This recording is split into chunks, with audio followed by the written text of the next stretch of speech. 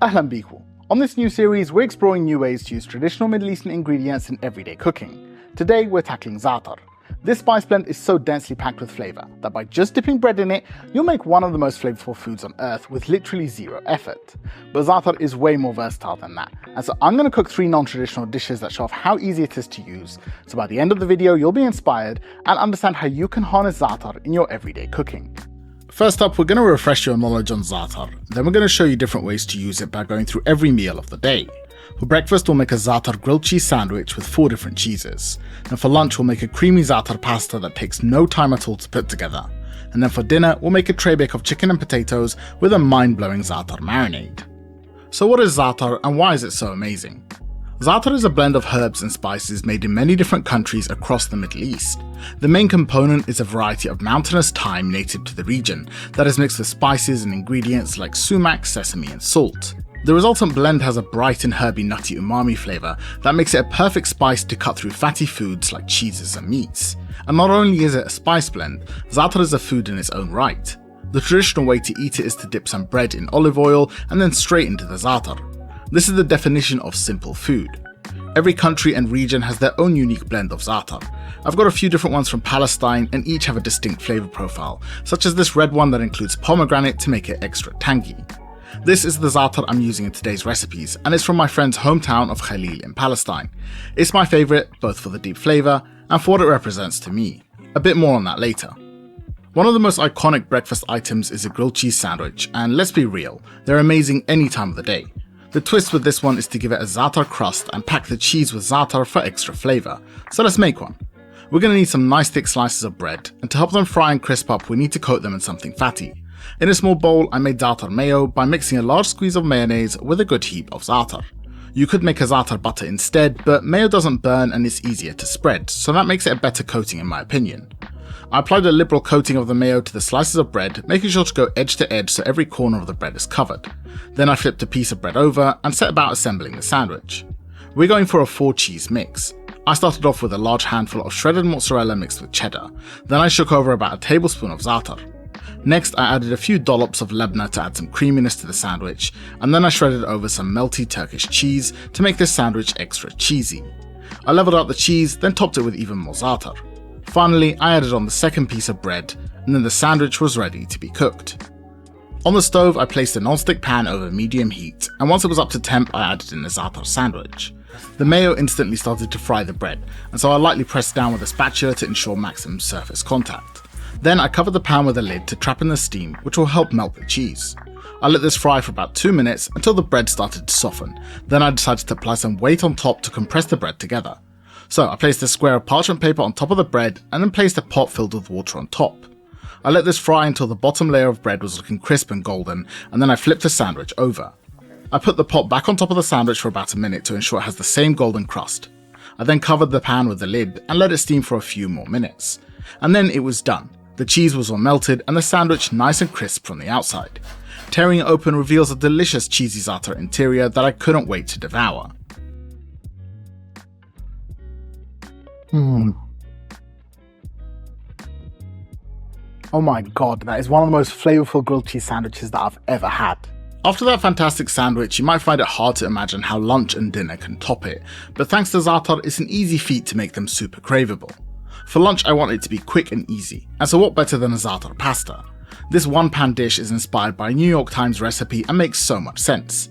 Again, I'm going to be using za'atar from my friend's hometown of Khalil in Palestine, and it means so much to me because using it is a reminder of our friends, family, and the resilience of the people of Palestine.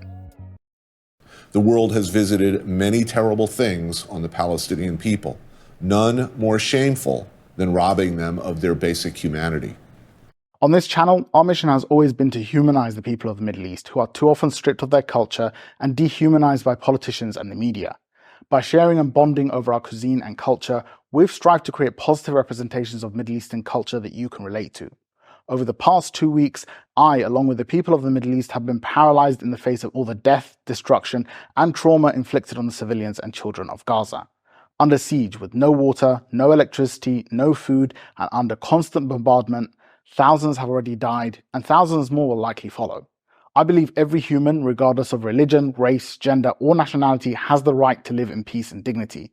That's why now, more than ever, your participation in this mission is needed. I urge you to join me in supporting Doctors Without Borders and the Palestinian Children's Relief Fund, who are providing humanitarian aid to the children and civilians of Gaza who so desperately need it. All proceeds from this video will go to supporting these organizations.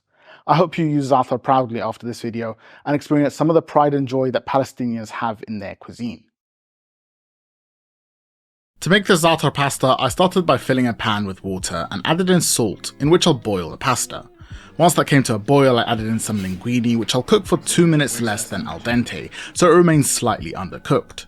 When it was ready, I pulled out the pasta and let it drain off in a sieve, then I poured out the starchy pasta water into a jug to use in the pasta sauce. After giving the pan a quick rinse, I put it back on the stove and added in a good amount of olive oil over medium heat. I then added in a handful of garlic cloves, which I had sliced into thin slices. I sauteed those for about 3 minutes to cook off the raw garlic flavour. Once they were briefly fried, I added in the spices. First was a good amount of za'atar to give the pasta loads of flavour.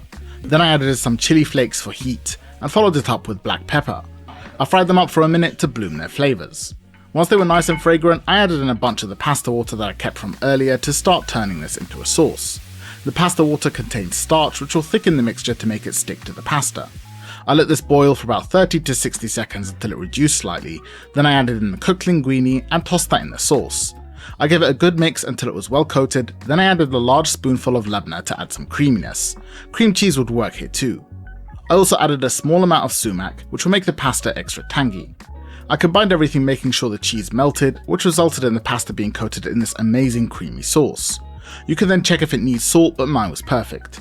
The result is a creamy, delicious Za'atar pasta that is so complex and flavorful for the effort needed. I plated this up using some tongs and then sprinkled over even more za'atar for some extra flavor. That bite really looks amazing.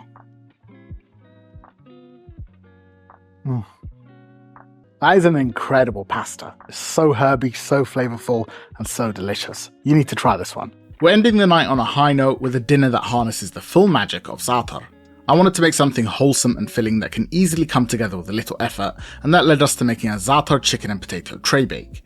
You can make this with any vegetables, but the base of this is a versatile flavorful marinade that starts off with a good amount of olive oil. That was added to a bowl and followed up with plenty of flavorful Za'atar. I wanted the marinade to be tangy, so I added in some sumac, and then followed it up with salt, black pepper, and some allspice to round out the flavour. I mixed that all together until it was well combined, and I was left with this. Since we're making a tray bake, we'll need a deep oven tray, which will both marinate and cook the food in. I prepared the vegetables, starting with a couple of red onions, which I sliced into slightly thick semicircles, and then I added them to the tray. I also wanted a carb, so I peeled a few potatoes and sliced them into long wedges before adding them to the baking dish. The last ingredient going in is a lemon, and I sliced this into circles and spread those out in the dish. I then poured over about half of the marinade and mixed it in so all of the vegetables are well coated. After that, I added in some chicken legs, though any cut of chicken will work here, and I spread the remaining marinade out over each leg. I then rubbed the marinade into the chicken so the pieces are coated on all sides. Let this marinate for as long as you can. Even half an hour will work great, but 2 hours plus will really intensify the flavours. Once I was done marinating, I took some baking paper and wet it so it was nice and flexible, and then I placed it on top of the chicken, pushing it down the sides to cover and seal in any moisture. I then covered the oven tray with a sheet of foil and tightly sealed that as well. I placed the baking dish in my oven and let it bake at 180 degrees Celsius for 40 minutes. When the time was up, I removed the tray and checked on the potatoes to see if they were cooked. I found them a bit hard, so I put the tray back in the oven for another 20 minutes of cooking time.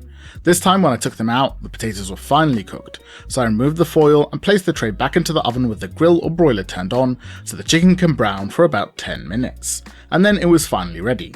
The chicken and potatoes were nicely browned with loads of great caramelization, and everything was swimming in a fantastic sauce.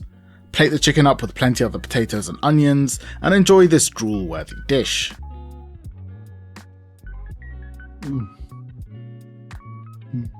It's just so good. Now that you've seen how versatile za'atar can be as a seasoning and in marinades, I encourage you to buy some Palestinian za'atar and experiment with it while cooking. And if you're interested in authentic Palestinian cuisine, check out these videos over here.